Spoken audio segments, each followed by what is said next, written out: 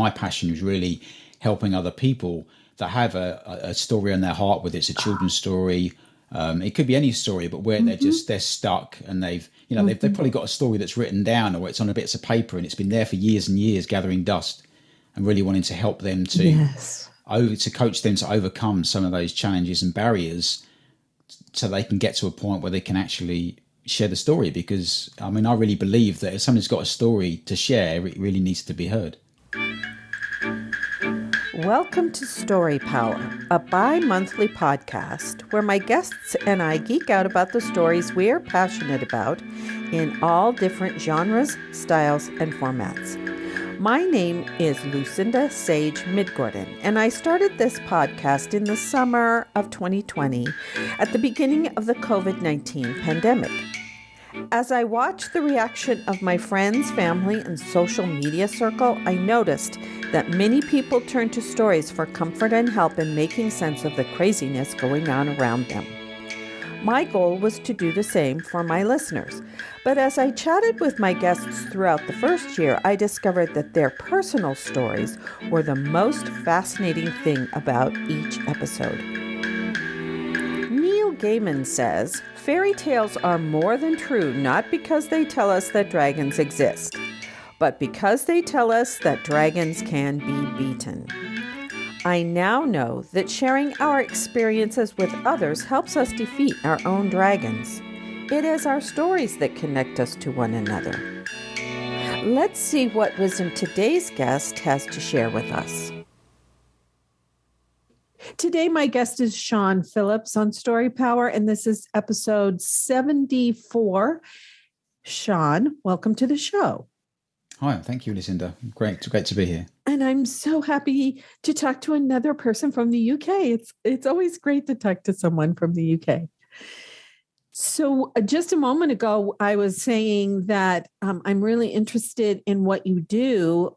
The two aspects was you said something in one of your emails about you encourage people to tell stories about their childhood. And I think have you written some books about that?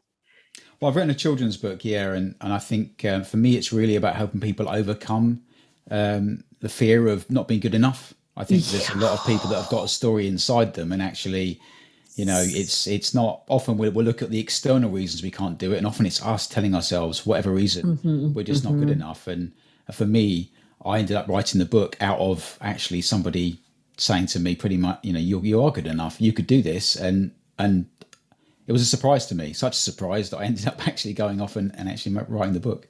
So but do you coach other people to write their like children's stories or the story of their life as a child, or tell more about that? Well, the inspiration for me, so I wrote a children's book because that was something I wanted to do 10 years ago for my children. And things happened in my life. I got divorced and I ended up in situations where I really didn't feel like I was particularly good at anything and lacking of confidence. And so it was only 10 years later that I ended up actually overcoming some of those things and being able to write the book. So my passion was really helping other people that have a story on their heart, whether it's a children's story. It could be any story, but where they're stuck and they've probably got a story that's written down or it's on a bits of paper and it's been there for years and years gathering dust, and really wanting to help them to coach them to overcome some of those challenges and barriers so they can get to a point where they can actually share the story. Because I really believe that if somebody's got a story to share, it really needs to be heard. Yes. And that little voice in our head that tells us we're not good enough stops us from doing all kinds of things. Because I've talked with musicians and artists and filmmakers, and they all mention, they had to get over that I'm not sure I'm good enough feeling. In the United States, we call it the imposter syndrome. Because, I'm not good. I'm not like Charles Dickens, or I'm not like Mark Twain, or I'm not like whoever it happens to be. I can't write those stories, or I can't write that music, or, So I don't know why, but I'm a bit older than you, I think. And for me, I've just observed, because I'm a theater artist, I've observed people. And it seems like almost everybody has that. It doesn't matter what their talents are, it doesn't matter where they come from, how good their childhood was. It seems like everybody has that little thing, that little voice inside their head that says they're not good enough. And to me, that is the bane of humanity. I don't know why we chose that, because everybody is good enough. But yeah, I think it was interesting. Yeah, you're right. And I think one of the things I heard recently was somebody talking about speakers, particularly famous speakers that speak a lot, and actually that they often are overcoming the same thing on an ongoing basis. So they've learned how to tackle that. It's not that there's some sort of magic way of it goes away, but they find they'll go and talk, and they may have done thousands of talks in front of tens of thousands of people, and still, and like you said, whether it's musicians are the same, it's all of us, we still have that kind of moment of, oh, actually, I'm going to go in front of these people. And it's actually, it's such a common thing. And I think that's what's really helpful to people to understand, is that, yeah, it happens to all of us at somewhere point of our lives. Have struggled with, we're not good enough to do something, whatever that is, whether it's write a book, whether it's speak, or whether it's even do our job sometimes. Right. Or, like, especially if you get like a promotion and then it's like, oh my gosh, I'm not sure I can do this job. Oh, yeah, well, I think that's happened to recruiters as well. So I was reading somewhere that somebody was saying that don't put yourself out the job. Apply for the job, because often in the job spec you read it and they may only want 50%. They're hoping for 100%, but they'd be happy with 50% of what they've written down. But people go, no, I haven't got those one or two things, I'm not going to apply. And so I think really for me, I always feel like someone to say to people, just share what you want to do. That's the easiest way to start building confidence, is to share with people the thing you want to do. Share with people that encourage you and support you, because they'll say to you, yeah, you can do that, and they'll give you that encouragement. And it's a nice, easy way to get moving towards that. Yes. What you're saying is, we don't see ourselves the way other people see us. Sometimes we don't know the talents that we have or the skills that we have, and we need other people to tell us, oh yeah, you know how to do that. Sometimes we need that.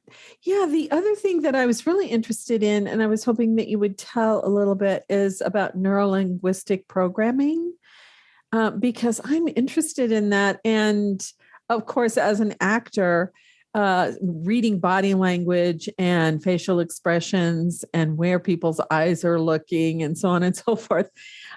Teaching theater, I try to get my students to notice those kinds of things. So do you want to talk a little bit about that? And then I want to hear about your new venture that you were telling. Well, actually, it's interesting that you say so. I'll mention how I got into it, because I'm an actor as well. So I performed in musicals in St Albans, local musicals. And that journey started because we had somebody new start. I was working in IT and somebody new started, and I thought, I'll be nice to the new guy. I'll go and say hello. And then I heard somebody say he helps people give up smoking. And I'd never smoked, but I thought I'll ask him about that. And then he was talking to me and telling me about this neurolinguistic programming, the NLP, that he taught. He ran courses, and so I thought, okay. So I actually signed up for his course, and over the next couple of months was learning NLP.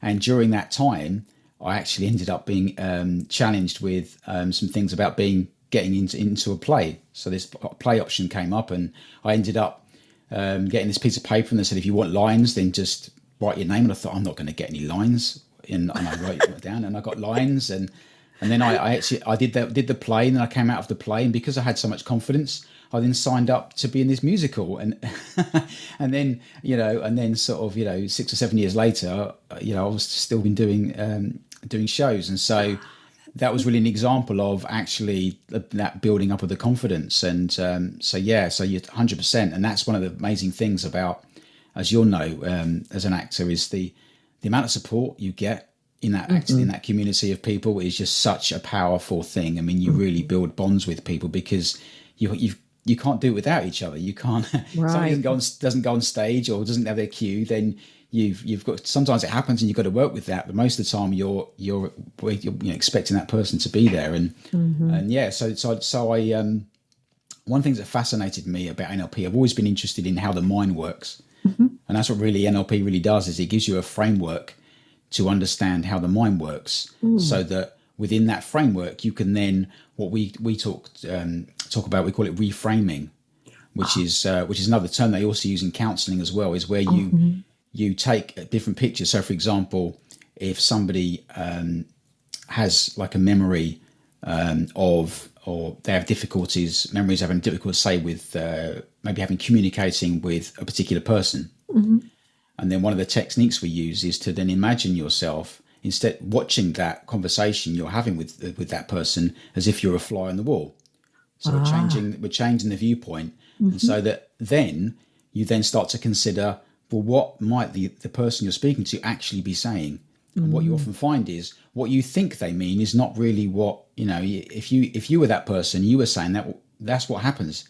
Basically what happens is, when I say to somebody, I'll say to somebody, or maybe, oh yeah, that was really good what you did. I think you could also do this. Now, if they might have in this situation, if they said that to somebody, they've been critical. Whereas I'm coming from a place, I'm actually being, actually confirming some of what they're doing well, and giving them some feedback. And so sometimes we've all had it, haven't we? Particularly probably in our relationships, where there's a massive misunderstanding because just the way we communicate is different. And so one of the things it helps you to do with NLP is to actually change the frame, change the actual viewpoint to somebody else's viewpoint, which helps you to effectively reprogram parts of your mind to think a little bit differently. Yes. One of the examples I used to use when I was teaching communications was years ago, my husband and I were having a conversation, and he said these certain words that my mother used to say to me. And it was that same kind of situation. She would be really critical when she was saying them to me. And so finally one day, because a lot of times when he would say those words, we would get in an argument. And finally one day I said to him, when you say this is what I'm hearing you say.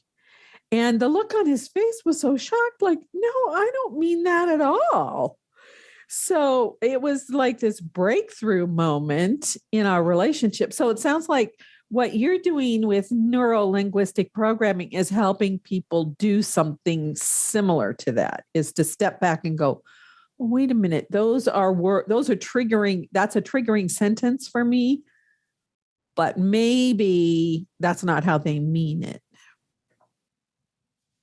Yeah, 100%. I mean, that's a wonderful example, because what you've done is you've used a phrasing which people don't necessarily often use, which is, this is what I'm hearing. Often what people respond with will be, when you said that, you made me feel this way. And of course, what happens then is you're saying to that person, you made me feel bad, when they're not actually meaning to it. Whereas actually what you do, which is what also I teach people to do, is the same thing, is to say, well, actually express how you are feeling about a situation, not about how that person did anything to you, but just actually, I do a lot. I actually recently got married just over a month ago. Myself and my wife, that's one of the things that we practice is to actually, one of the things we do is a similar thing, which was you were saying, when we're communicating, if one of us feels bad about something that one person said, that we will actually turn around and say, okay, when you said that, I felt this way. And what it allows you to do is it allows the other person to understand, because obviously you love each other and you're like, right. Oh, I didn't know that. Therefore it allows you to communicate. Whereas if somebody says, oh, when you said this, you made me feel bad. Right. Then you end up in this situation. Now the other person feels bad, but now they feel like they're under attack. And so one of the things we really work hard on is making sure that, it's all about those misunderstandings, isn't it? If we understand, right.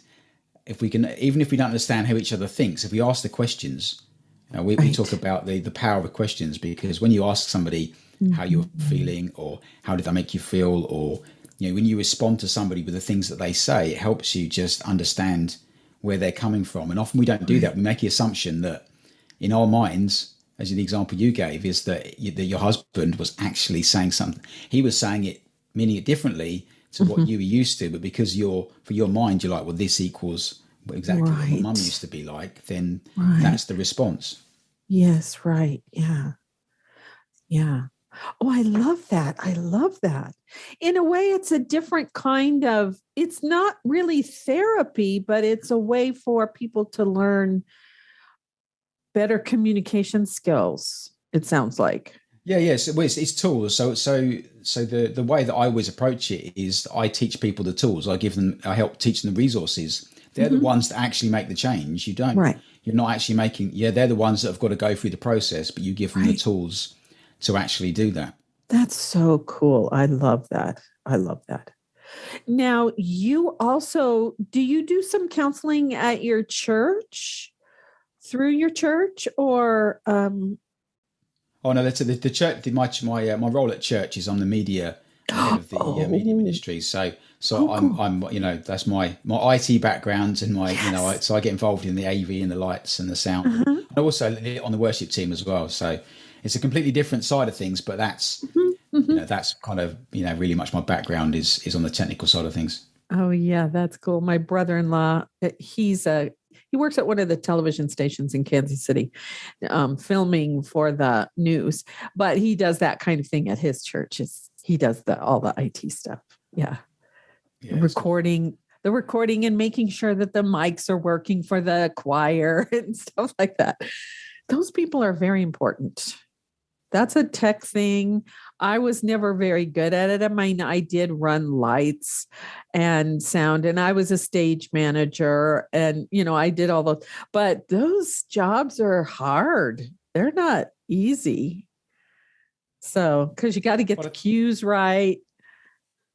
it's one of the funny things that I mean generally with other sort of ministries, other teams in churches, you'll find they'll probably stay around for quite a long time. I generally do. I'll have people for sometimes for years. We had one guy recently. He left and he'd been doing it for 12 years. Oh, But there is that fear a lot of people have is that the fear of if I make a mistake, then everybody will turn around and look at me. And that's one of the things we're like, it's okay. We've got lots of grace in the church. It's going to be okay. If you make a mistake, that's fine. It just means it's yes. real. It's real. I mean, we live stream as well, and when we live stream, Oh, again the right. same principle. It's like if it goes wrong, it just shows you that it's a live stream and it's not something we've recorded. That's So right. we're kind of like, that's it's a great exercise actually in helping people to go, it's okay. We don't have to be perfect. We're not expected to be Yes. perfect.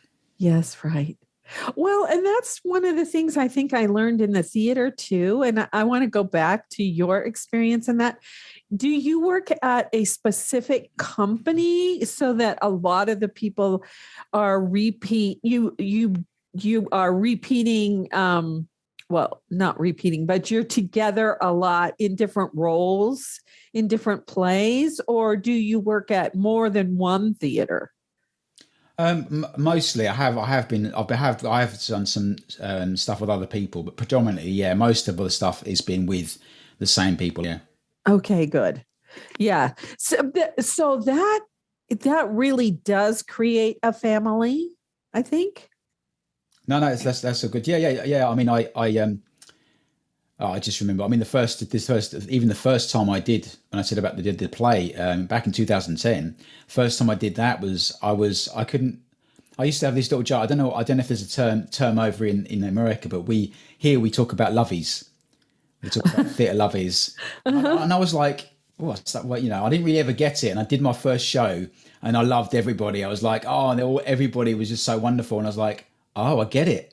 I get where it comes Yes. from. It comes from that feeling, as you say. And then when you do more and more shows Yes. with the same people in different roles, you do really build a bond, and it is a family. I mean, I actually. Yes. So there's a guy that I first met 10 years ago, and he was my best man at the wedding because he's seen me through shows and other stages in my life, Mhm. and you build friendships that you don't ever really lose. I Yes. think. Yes. Yeah, that's so true. And I used to teach high school, and it was all the buzz, everybody was all excited about all the sports teams, but in the United States arts often get chopped from the programs because they want to save all the money for the sports. And my big thing is, if you're playing in an orchestra, or if you're in theater, or if you're in a choir, that teaches you just as much or maybe more teamwork than being on a team, being on a sports team, because there's no competition. You're just all together doing this one project, and preparing for a concert or a play performance run. And you're not against anybody. So it teaches a different aspect of teamwork that I think is really important.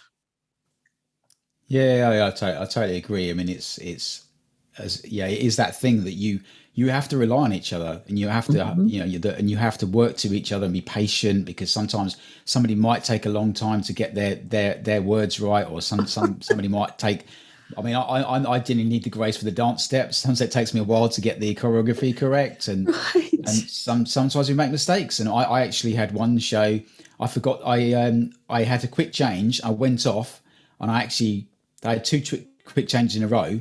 I went to do the second one, forgot I had to do the first one, so I didn't go back on stage with a plate of meat, which was actually part of the dialogue. So they had to skip the dialogue, and I was mortified. I was like, oh my gosh. And they all came off laughing. I was like, why is everybody laughing? And they were like, oh, because we've all done it. They were saying, we're laughing because we know what happens.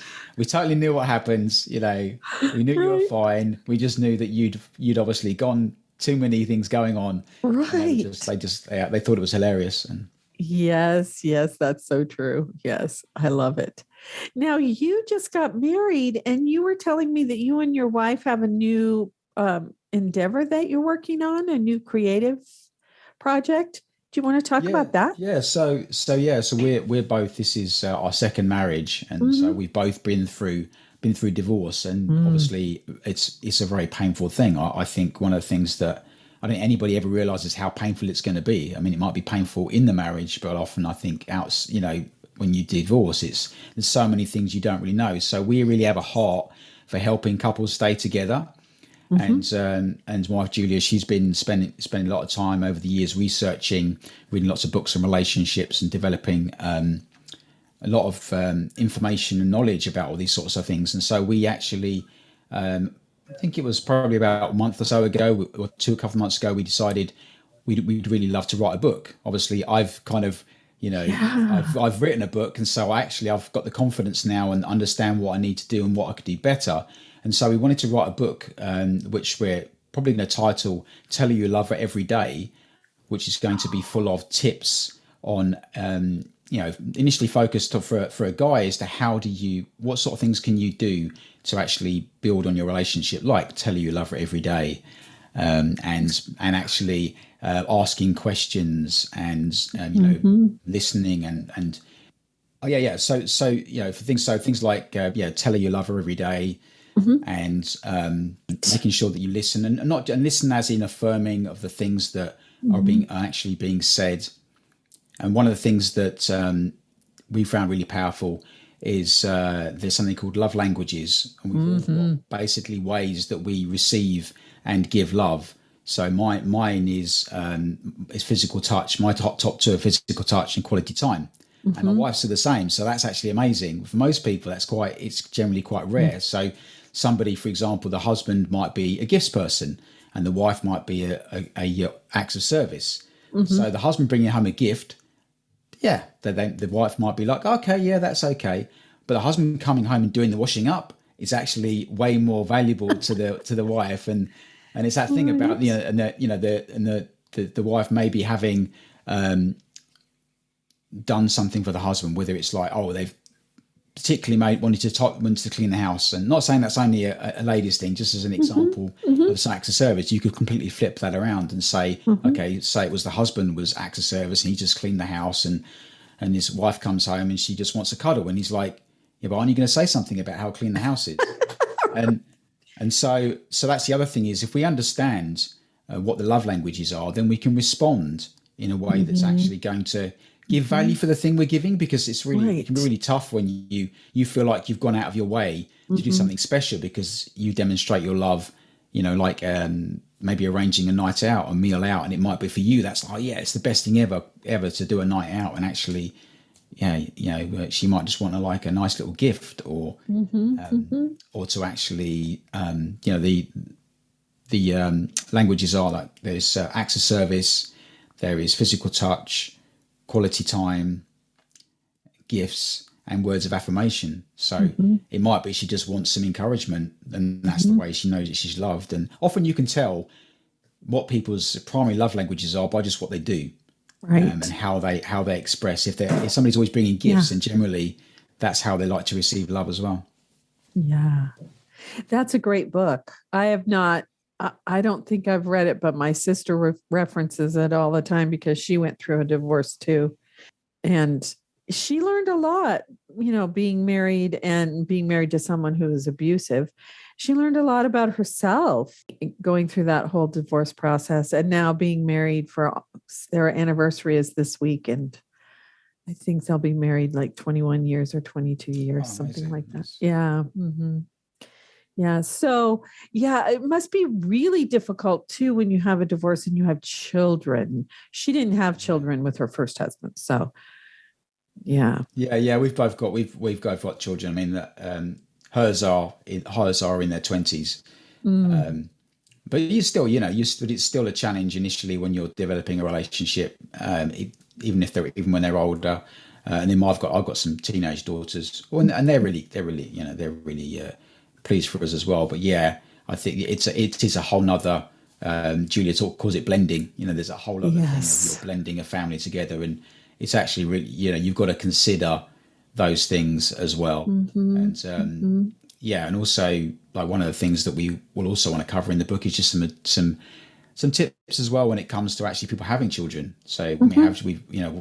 you've had children, that has an impact on your relationship, and often the focus becomes so much about the children that then by the time you get back to focusing on the relationship, you can wonder what has happened to it. And Right. we talk about building up your love tank, that actually you need to, one of the reasons that we are forgiving and gracious to each other is because of we build up the love, like we're talking about when you're Mm-hmm. acting with people, you build up this love tank. And so it's kind of like you gloss over anything else that might be going on because your love tank is full with them. And actually as couples, we want to make sure that that we are topping up the love tank, so knowing how to do that. And if we're having a Right. struggle, then we haven't interacted in enough positive ways to build up the love tank.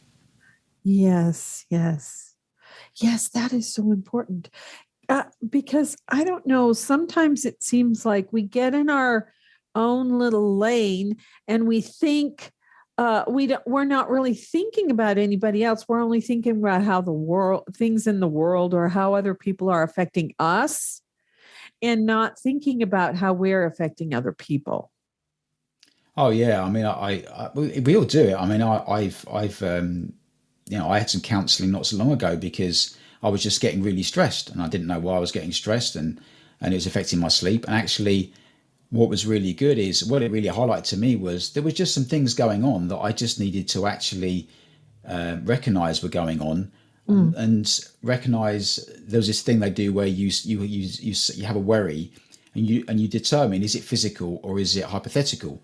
So physical one is I can do something about that. So if the worry is, oh, I'm not actually I haven't actually done this particular thing I was supposed to do, well, I can go and I can do that thing. Hmm. Whereas if it's hypothetical, it means no matter what you're going to do, you can't influence it, and actually you don't Oh, even know if it's going to happen or not. So then and then what you right. do is you take your hypotheticals, you've written them all down, you screw it up, and you throw them in the bin. And it's a symbolic thing of going, actually, psychologically going, I don't need to worry about those things, and it is really, really powerful. But like you say, that's what we can become. We don't mean to become kind of absorbed by Hmm. self-absorbed, but we do, and not Hmm. deliberately, but just because it's almost like we take on the weight of the world, and by Right. doing that, we're feeling all of that, and we're really sort of stuck inside of that situation. So actually being able to let go of those things is really powerful. Yeah, it is. So now, do you have a website, and do you like do video classes or courses or anything like that? Or is it all your books and then local courses? Because since I have people who listen from all over the world, I was just wondering. Well, yeah. So, well, yeah. I've got my website, which is seanphillips.co, and on that, I've got a few blogs, and then I've got a video Uh-huh. that people can sign up and watch, which is I call it fearless author. So that's really a 40-minute video on just actually the steps to help people overcome and overcome the problems they've got and actually feeling like they're good enough. So it's really about helping Yes. them overcome that Uh-huh. and to write that story. And and I do also coach other people in that. However, my focus, at the moment is now moving more towards the marriage and the Uh-huh. books. So we're kind of, but it's not to say I won't help people. Right. It's just actually, yeah. So we're going to be developing a new brand, but certainly, that website is still there as well. But we are going to be going on this, new exciting venture together, which is to Yes. to to really, yeah, it's something that it's one of the amazing things I think that I mean I have a heart for helping people. I've coached people in many different capacities, overcoming fear and other in relationships and things as well. So this Mm-hmm. is and it's always great when you find something that you can really empathize with. You can sort of go, I went through that and would love to help people bridge the gap. And so actually, if we can help you overcome that situation, of course, sometimes, we've, there are other issues and this is, what we're wanting to do is to help people where both parties are willing to participate because that's what's really important. And Mm-hmm. it can be a challenge. And sometimes it may be, there was this, I read a story once where this guy was basically, he was always at work and he wasn't really interacting with his family and he didn't really speak very much to his family. And then one day, I think he read a book or into a seminar or something, and he was like, "Oh, you know what? I need to pay more attention to my family." So he started sort of asking his wife questions and loved her, and she was like, "What's going on? Why are you behaving so weirdly?" She was like, and this went on for a few months because he was like, and she was like, "I don't understand what's going on with you." And then even his daughter, she walked in one day and she said to her mum, she goes, "Mum, Dad just told me he loved me. I don't know what's going on with him." And then eventually she started to kind of accept that there was actually a change going on. And once she started accepting the love almost really, then obviously Uh-huh. she was then able to build up her love tank and they were able to Oh, actually, become closer together again as an yes. entire family. So yeah, there is that. Sometimes it takes some persistence. I mean, Mm-hmm. a lot of the things we want to be offering to people, particularly in the book, is going to be some tips and it's about, we're going to give people kind of a headline tip with a summary and then an action, so they've got an opportunity to just practice those things. But Oh, it's really, right. I think one of the tips in there will be persistent. Will be, Mm-hmm. with the relationship with my wife Julia, we met at church, Uh-huh. but it took me 8 months to convince her to date me, and that wasn't just because she didn't want to, but she had other things going on. But I had to persist. I had to keep turning up. I had to keep just being, loving her Mm-hmm. in the hope that eventually things and things did develop in the end. So I think that's what I'd be encouraging to say to people. If there's something that you're sort of working towards, then persistence, particularly in a relationship. We're all going to have our Right. challenging times, but actually, if we persist, Yeah. understand how we can love someone, because sometimes people don't necessarily want to be loved in the way that we want to love them. Understand what they do need. We can give them that thing so that Right. eventually they come back to being able to being loved by the way we want to love them, but we can't always do it just the way we want. Yes. Oh, that's so great. I love it. I love it. So, how long do you think it will be before that book is published?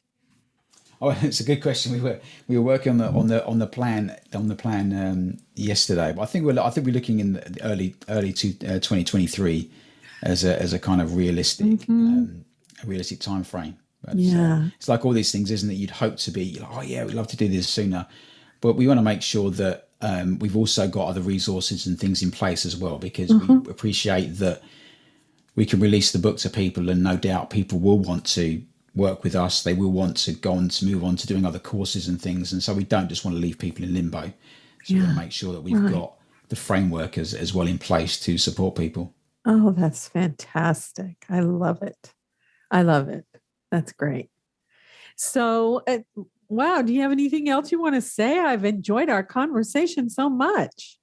Oh, it's been really great. I actually, yeah, I didn't know that you taught acting, and that's really cool. And yeah, that's something that is been a real passion of mine as well. And I've met so many good people. I mean, I think my Facebook, about half of my Facebook is fellow thespians. I mean, hundreds of Yes. people, which is amazing. You think if I actually went out to try and actually build relationships with hundreds of people, that would be very difficult. But actually, through the acting, through being at Yes. church, through doing worship, and Yes. just being community with people, but in a way that, as you were saying, in a way that you're not competing. You're actually all there to create a space that is great for everyone. I think that's I think the world could do a lot Yes. more of those sort of spaces. Yes.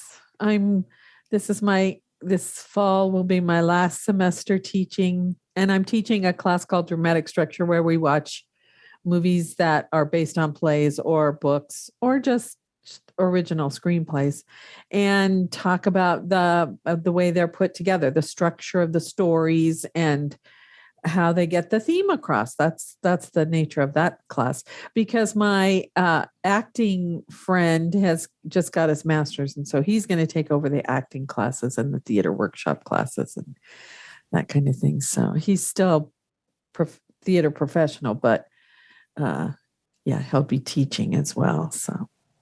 Well, that's great. I think it's always nice to be able to know that the things that you've been doing, you've got somebody that's coming and they're going to do that, carry on those things. And I think that's a wonderful thing. Oh yeah, and since he's been involved in theater for 40 years or something like that, he's got all these great tips for the young actors who've never tried it before. And you said something at the very beginning about how theater gave you confidence, and that's all my years of teaching drama in high school and theater at the college. That's what I've discovered is these people come in and say, oh, I'm just taking this acting class because I need a fine art credit.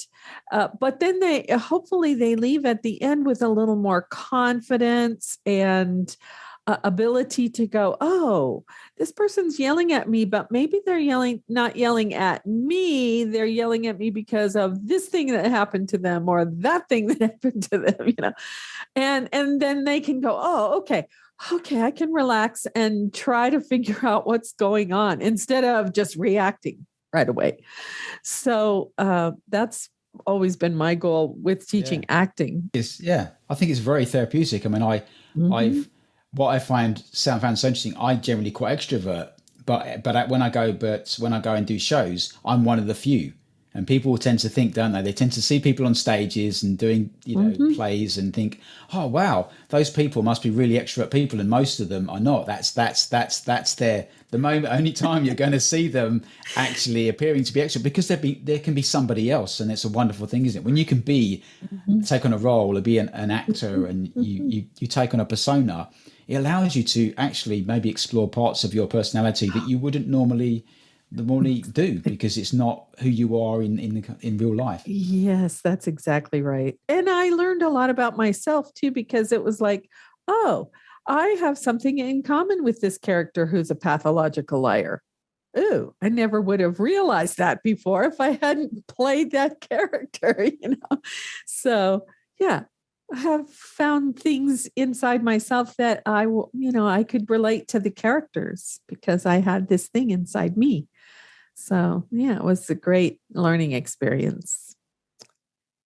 Thank you so much, Shaun. Let me know when your book comes out, because this episode's not even going to air until almost a year from now. And maybe it'll be out by the time the show notes, by the time your episode airs, and I'll have it in the show notes. Yeah, that'd be really good. That'd be great. Yeah. And good luck with that. That sounds very exciting. Very exciting. Yeah, we're really excited about it. And it's interesting, but we wanted to, initially we were like, oh yeah, let's go do the book. And we were going to do the book. And then it was when we had that kind of revelation of like, oh, actually, if we're going to do the book and then we're going to get people asking us to do things, maybe we need to actually think about the whole journey of the whole thing. Actually, how we're going to do the whole thing, not just deliver a book and then find that, what's the next steps. And that's what I've learned in my journey is you got to give people the next steps, because if you otherwise you just kind of leave people in sort of limbo. People can open up. It's a bit like we talked about the NLP and things, that if you don't, you can start opening things up and people need support. If you don't actually provide a mechanism or a route for them to take, then what do they do next? And I think that's what we want to make sure that they've got that. Yes. The practice part. You're helping them with the practice part. Yeah.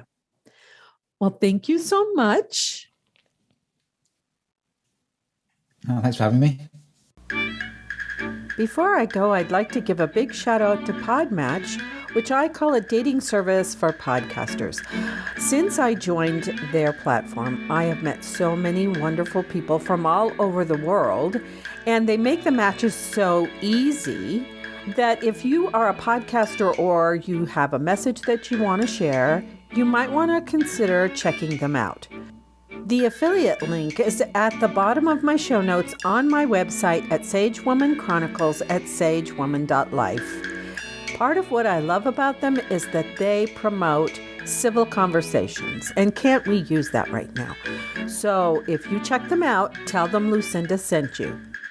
I'd also like to invite you to my Patreon community, where we will have chats with authors or creators.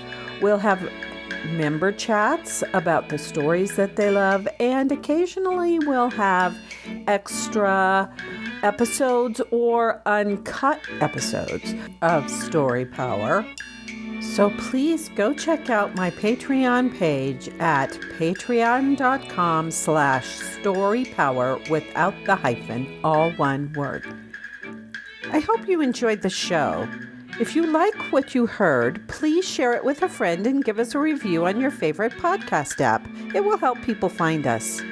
You'll find the show notes for this episode at my website, Sage-Woman Chronicles at sagewoman.life. You can leave a comment there.